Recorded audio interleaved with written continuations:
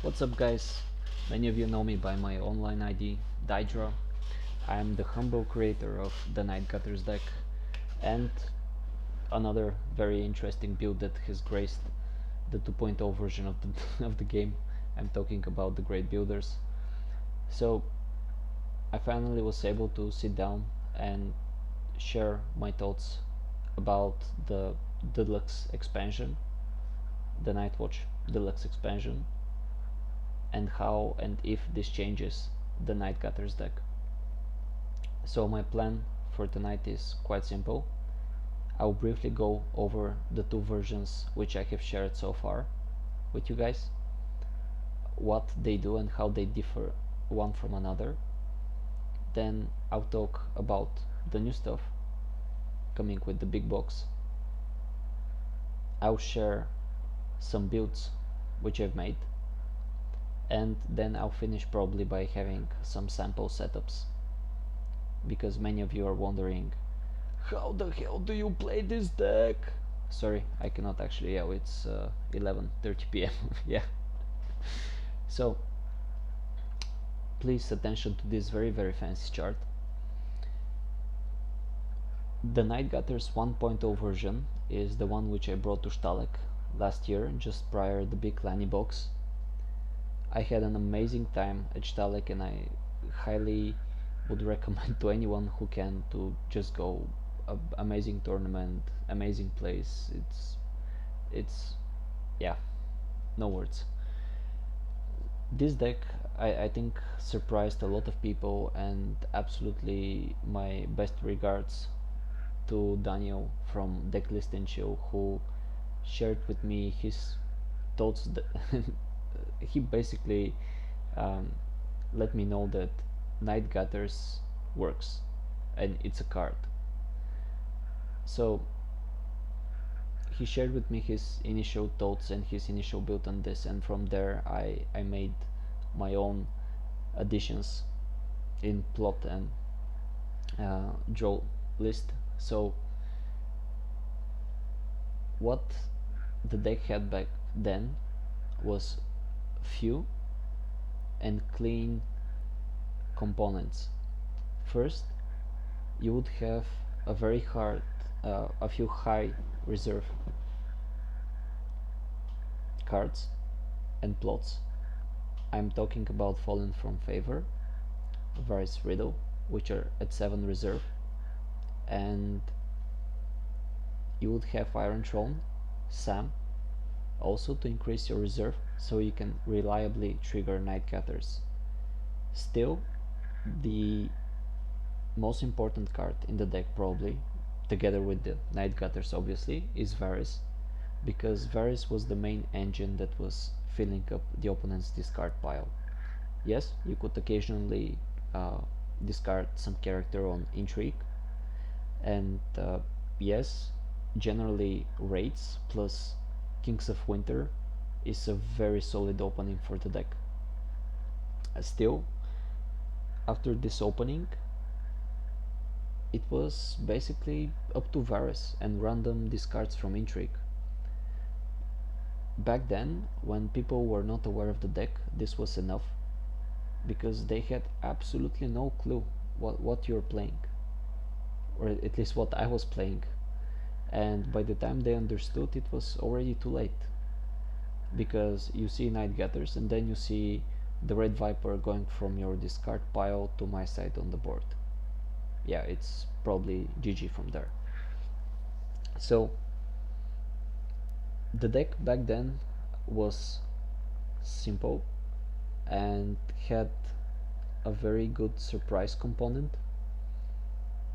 Still, one of, let's say, the struggles the deck had was with dupes, and I remember specifically one of my losses in Stalek was exactly because my opponent drew dupes at the right time.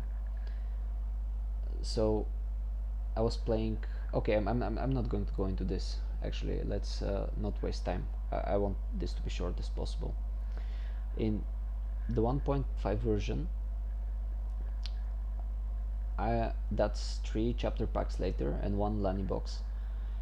I feel the deck came to the place where it should have been, or I wish it was in Stalik, because after releasing the list online and even in my meta, people would be aware of how to play around it. So because Varus was so key, if they managed to control Varus or dupe hard, then you were screwed. And until I made the 1.5 version against good players, I was struggling a lot, I'm not going to lie. So thankfully in what you see in 1.5 there are several very good changes. First, the Frostfang came out. This is very key card for many reasons. I'm not sure into details how much into details I want to go on this. Still, believe me when I say that it is the best possible card for this deck, because it gave you a reliable second source of discard. As I said, in the 1.0 you had the large opening with raids, which would net some discard, and then you had Varus. Still, if they manage to control Varus and somehow avoid the initial one, you will be in tough position.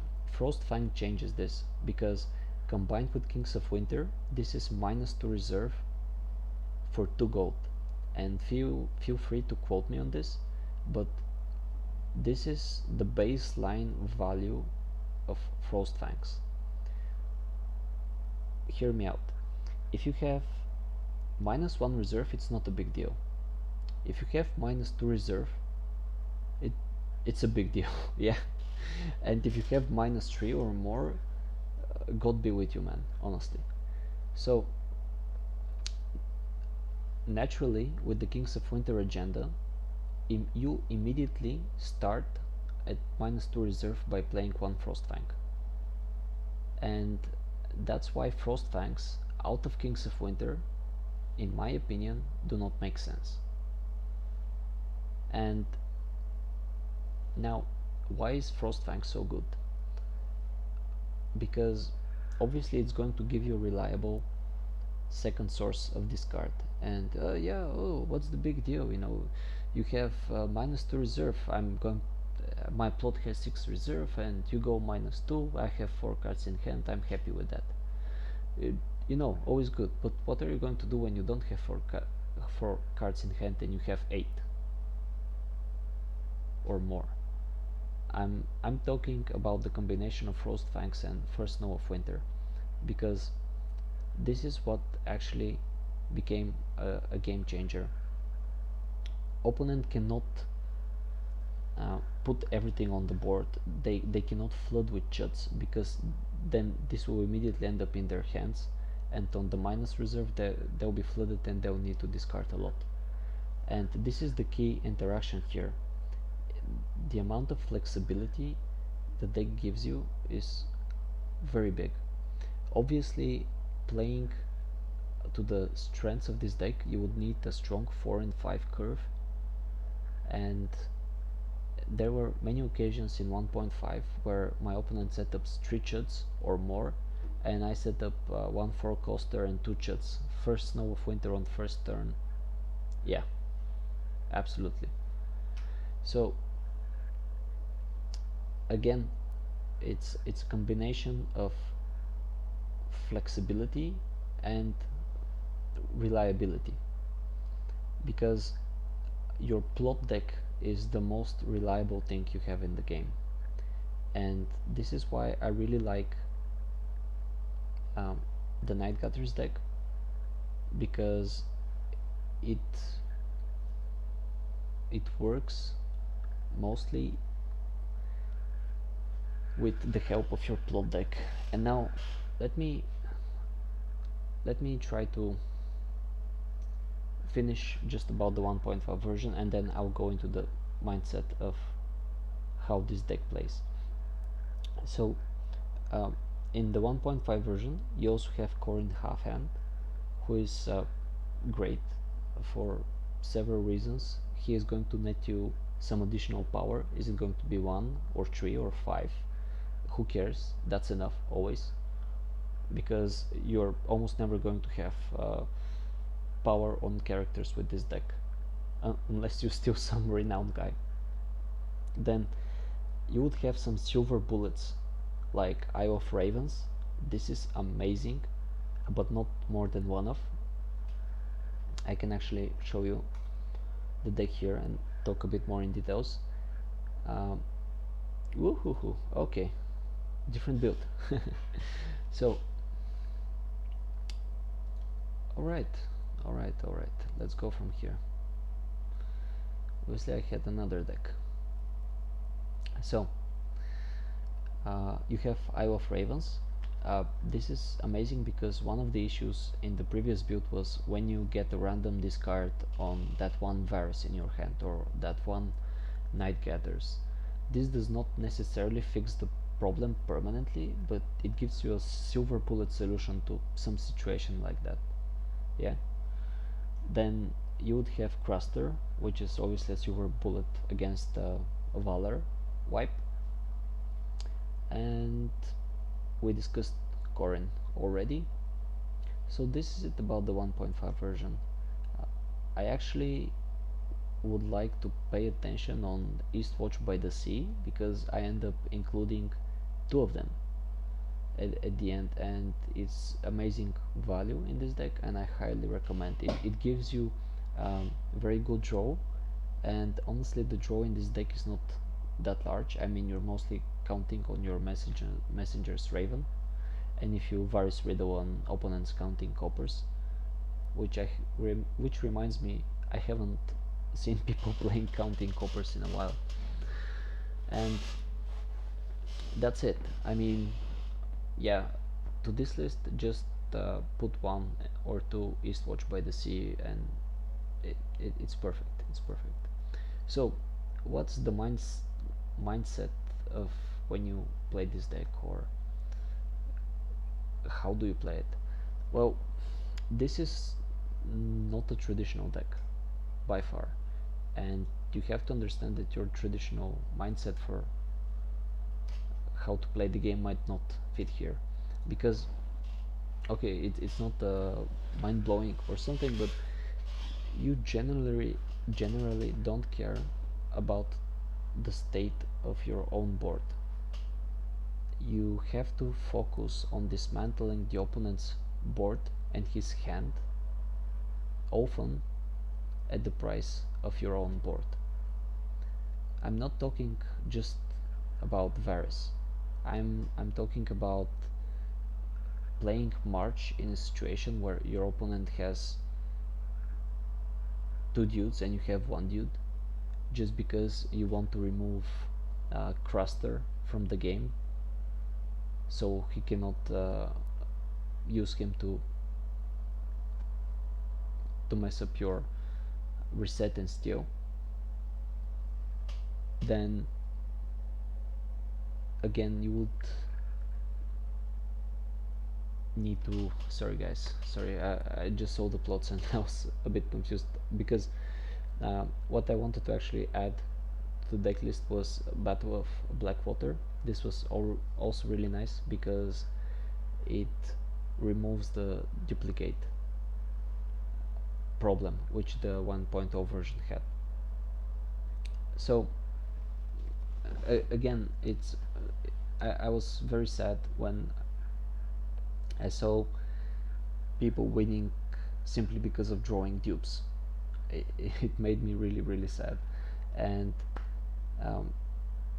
you can always consider that yes, it's a card game, you know, you have a luck component, but I feel this is part of the luck component that I can remove with this plot. This is why this is also a key addition to the Kings of Winter deck. So what does this mean? Let me take a sip.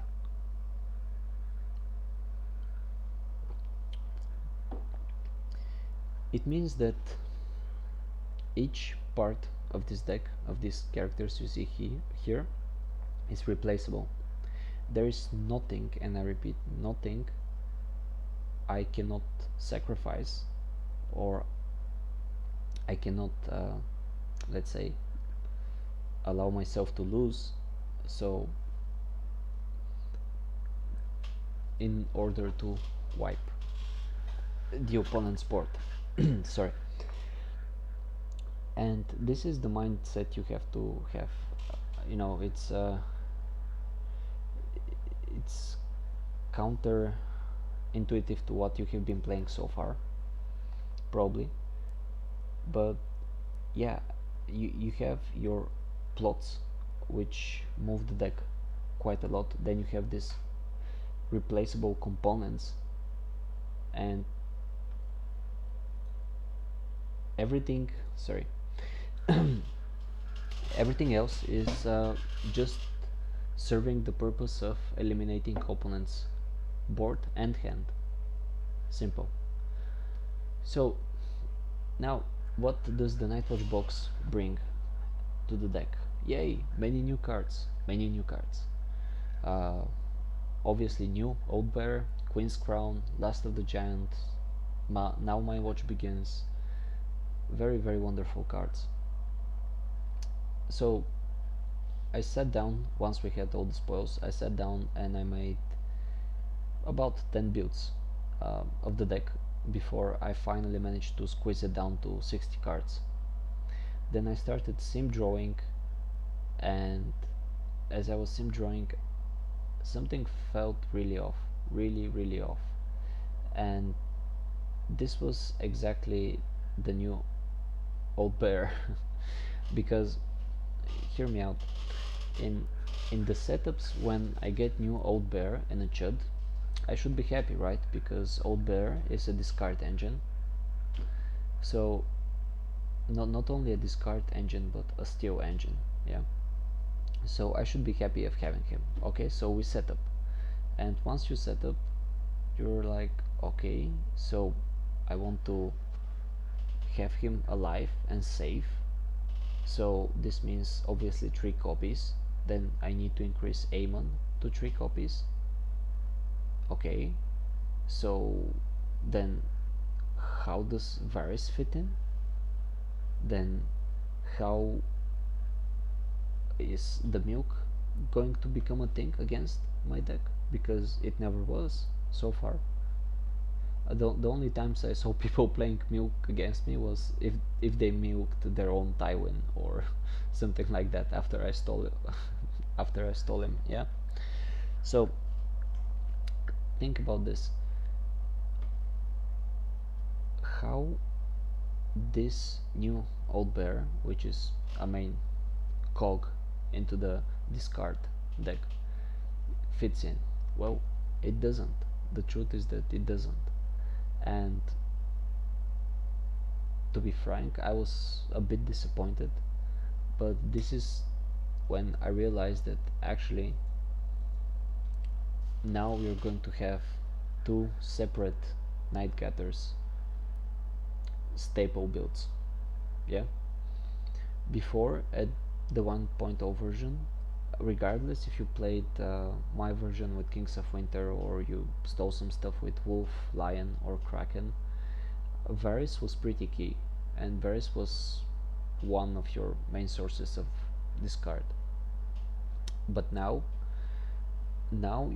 you're going to have the Night Gathers with Kings of Winter, Varys, Frostfangs, and First Snow of Winter, basically of course a bit improved version of my 1.5 deck. And you're going to have, sorry, apologies, you're going to have the 2.0 version where you have Old Bear and most likely a banner of something, banner again of Wolf, Kraken, Lion, whatever you fancy, whatever deck you want to bring. And this will be 2 separate decks because Varys and Old Bear simply don't make sense together, not as a 3 copies of each. So I'll share with you one build of each of those staples that I made. and I'll discuss some of the changes there. Now, first I'll show you the current version of my Night Gutters deck and the one that I'll start testing with. You'll notice very few changes. I have one of Old Bear because I have him here the same way I have Corin Half Hand. Corin Half Hand for me is a disposable card. It's not something that I must 100% keep on the board in order to win. No, he's disposable. And the same way I have this guy. If he comes into play and steal a bunch of stuff, great, okay, you know, but if I have to sack him in order to trigger very large Night Gathers, I will, no questions asked. Another addition I have is Sir Jeremy Riker, because you would imagine Old Forest Hunters with power icons are pretty sweet. Then another probably big change you'll see is Queen's Crown. I have it as a 2 I might want to go up to 3, but I don't want to drop any characters at this point. And you can notice that I have dropped actually a Frostfang as well, because right now I want to having 3 times Frostfang is great, because you would often end up with a second Frostfang in your hand by sometime in the mid game. It's not as much impactful then. You can sell it or discard it, whatever you need, but it felt nice sometimes when you could choke really hard on the first 2 turns. So, but the key point about Frostfangs is to have it as a one-off in the start. Hopefully I can achieve this with 2 copies, and obviously Queen's Crown is going to be amazing on setup as well, and this is probably the hardest decision right now. How much Queen's Crown and Frostfangs do I need? And my gut feeling is that the default choice right now should be 2x2. So the plots are the same. I have barring the gates, just because I still expect Lani jump-in shenanigans to be active and present in the meta. And that's it. Basically the deck is like 1.5 but a bit improved. You're probably going to kill me that because you don't see Now My Watch Begins. Well, my initial thought was that it's going to be different in terms of how interacts and feeds the discard. So let me go over the other build, and then I'm going to discuss what exactly I mean. So this is my other build. Surprise, surprise, it's my favorite colors, black and yellow. Still, you don't see any WoW, you don't see any different defensive stuff, because this is not a defensive deck. So there are a few interesting interactions I would like to bring to your attention. Now obviously Now My Watch Begins figures here together with Old Bear as 3 of, because they are going to be the main discard the main steal engine here. Now we're going to support them with Scene in Flames and Motley. This is a card which I very much love for several reasons. Not only that it's going to feed both Old Bear and Now My Watch Begins, but it's not a hard condition card.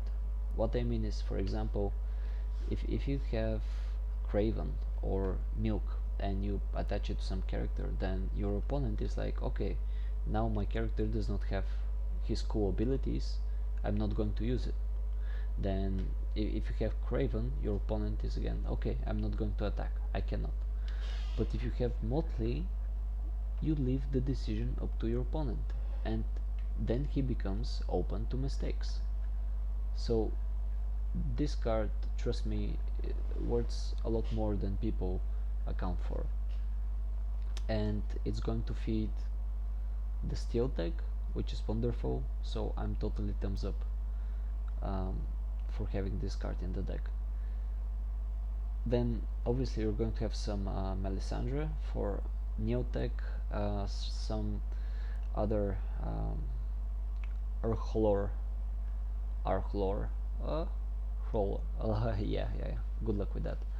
Um, Obviously the trigger condition for Sin in Flames, and again going back to my point which I made earlier, once you have Old Bear, you are going to need to save him from Milk and save him from dying. So this is where Meister Aemon comes in as a trio and his best friend Meister Crescent, and then I'm playing here to serve, to have the flexibility between bringing up Crescent for clearing Milk and bringing up Aemon to save Old Bear. So this is one of the synergies in the deck which I really like. The rest is pretty standard. Then one Corrin Halfhand, again one Jeremy Riker, two Sworn Bros, and I have a Chamber here just because you know, it's passive power gain.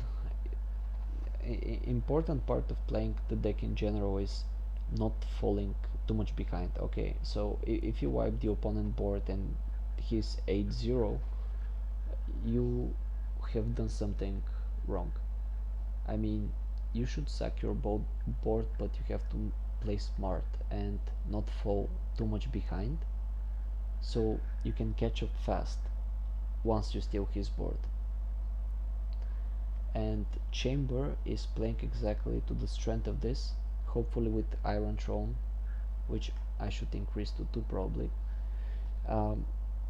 is going to help you stay in the game.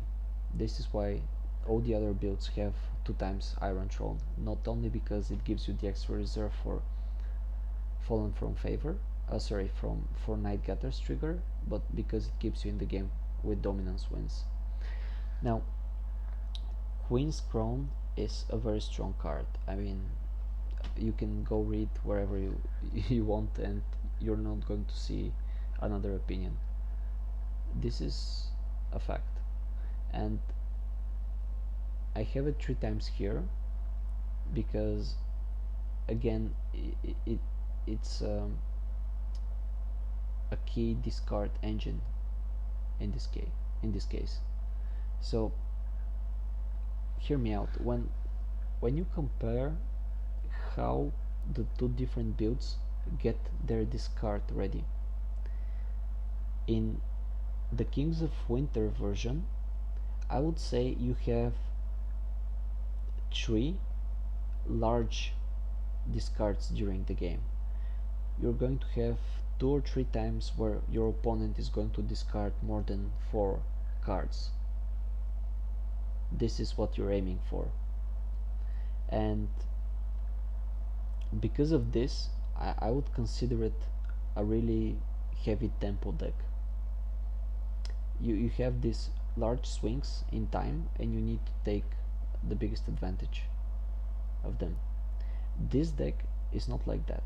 This deck is not going to give you huge swings and discard 8 cards into the discard in 1 turn. No, this is going to discard a bit by bit.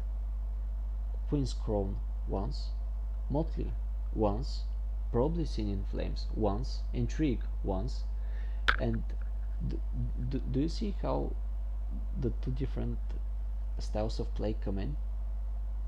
In one case, you get this deck with the Old Bear and Banner of the Stag that keeps pinging you, just ping, ping, ping. In Netrunner there was this Jinteki Q deck, where you will stick a lot of 1 damage agendas in your discard or archive, whatever, and and people would get killed by going into there and just being pinged for 1 damage all the time, and they have to be careful. So this kinda resembles this a bit, while the other deck is just flat out large mass discards.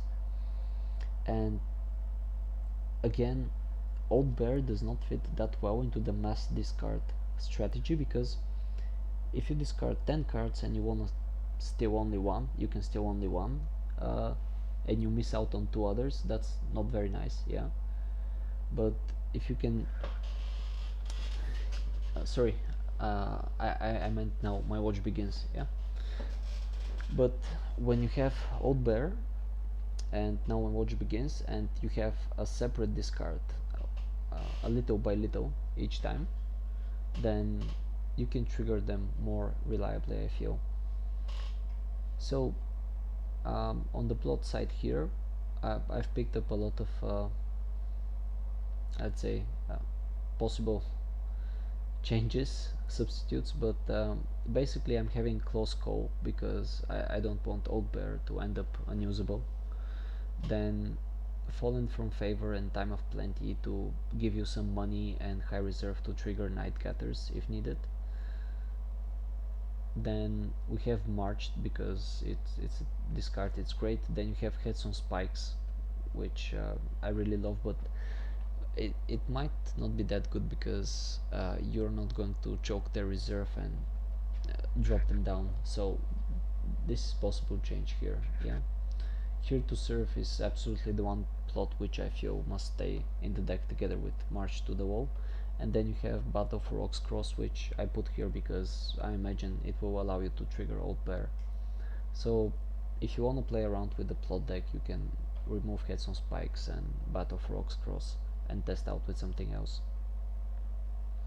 So I think this wraps it up. I'm already a bit tired, so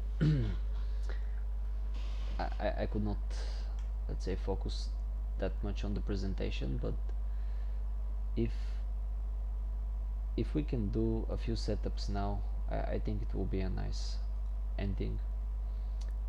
Let me see now. I'll try to do a few with each deck, just see how it goes. I'll start with this one because it's the deck I'm going to test first with. So this one, I would say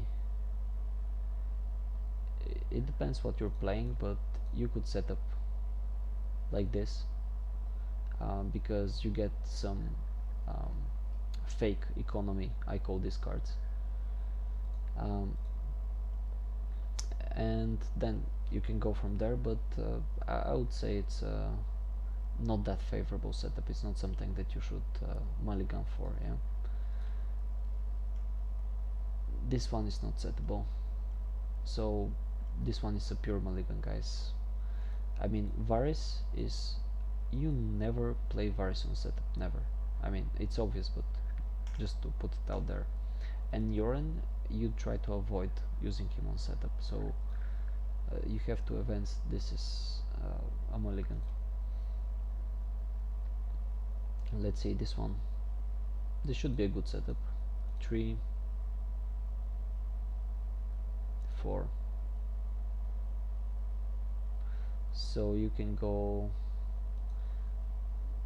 like this and then this, or you can do this. Either way, it's a 5-card setup. You have Choke, you have Economy, and you have Queen's Crown, so this is something you keep for sure. Here you keep this one also. It's a 5-card. No, is it 5-card? No, it is 5-card. Yeah, 4. Obviously you have to be a bit careful, but no one plays calling the banners nowadays, and I haven't seen people playing First Snow of Winter against me on turn 1 yet, so um, let's see, one or two more.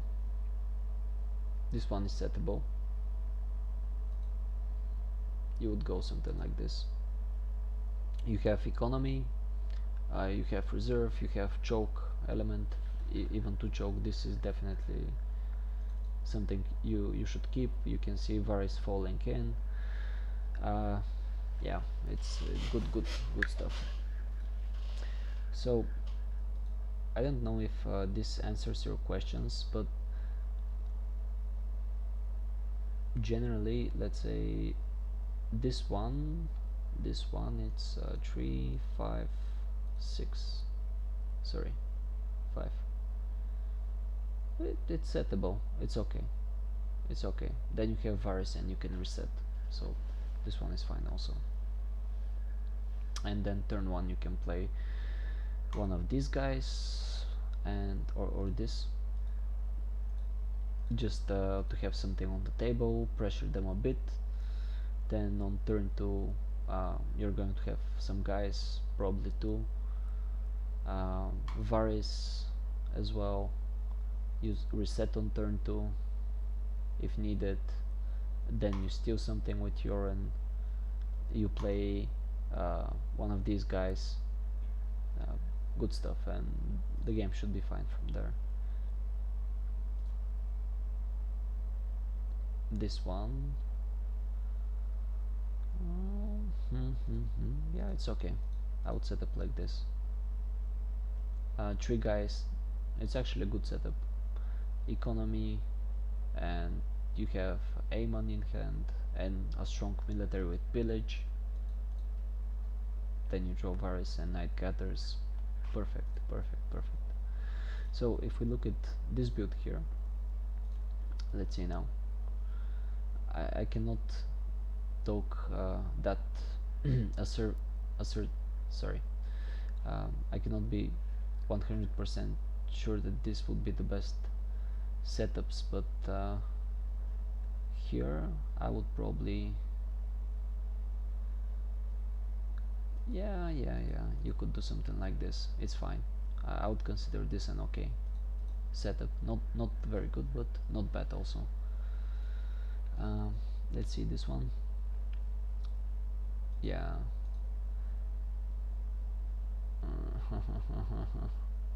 Tough call. I'm lacking stewards in this deck, so it's a bit more difficult to set up. I should actually probably work on this. I'll see if I can squeeze in some stewards to ease up the setup. This one is fine, like this. 4 cards, and then you have Melon, Old Bear, and you can start working from there. This one is okay also. Probably like this, because this way you're going to waste this and give them 4 bodies, which are vulnerable. Being able to be picked up by First Snow of Winter. It's too late, guys, and I'm really tired at this point, so sorry for some pronunciation mistakes I make. Now I think this can be the wrap up, and I'll just share that concerning future expansion cards, I'm positive that the design space they're going for is less characters, probably 20 to 26 or even less, who knows, with time, and having amazing events and buildings like Queen's Crown. I don't know if it's going to be a pure control type, and perhaps it will be, I don't know, one cycle from now or more, when this archetype is going to be fully fledged, similar to what the WoW defense decks are fully fledged right now.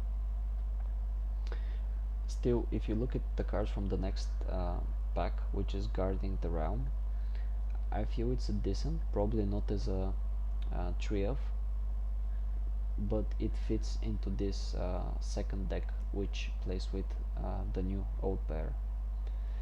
I would not squeeze it in here because it benefits and brings more to the table to this ping type of discard.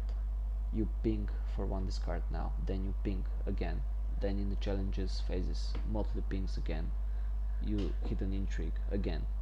I feel this plays more to this partial pinging rather than the landslide of discard you do with the Kings of Winter version. So I don't know if and what will be spoiled later, but I feel that this is where the deck is going, in, or at least in the mind of FFG. Obviously they're not going to give up on this archetype and they'll develop it further.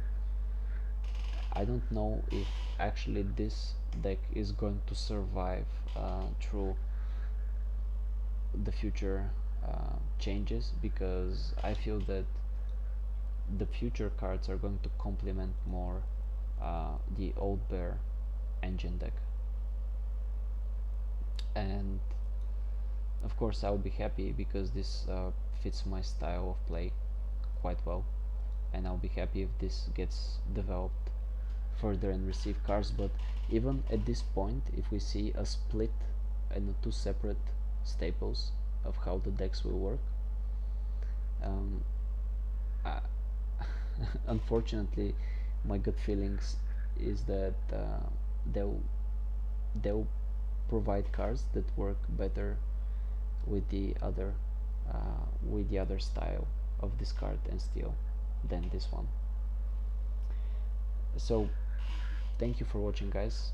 This has been quite a long video, and if you have any questions, comments, feel free to post below, either in the 1.5 thread or just as a comment on YouTube.